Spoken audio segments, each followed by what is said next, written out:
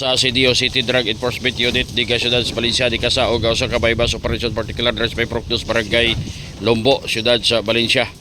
Aga suspect nga si John Ray Zambrano Buwal, 34 anyos ang parigon. Minyo nga nagapuyo. Taga-asa ka? Dire? Taga-asa ka? Ha? Wow, hakarapit sa wow.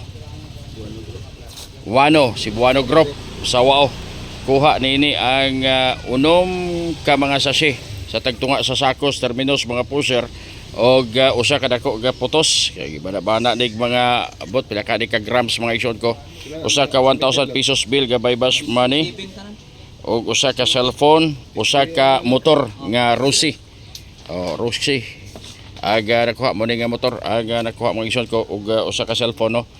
Aga na-recover sa tawag kapulisan. Kini gabaw ga bypass operasyon gagi abagan sa kini Kadsot kon City Anti-Drug Special Unit Team sa pagpanguna ni Police Captain Nere o mga kaubanan usab niini. Og karon kamulo ang pagbutang og masking tape nga tagging para sa pagbutang og mga kuan kini ang marking niini mga action ko.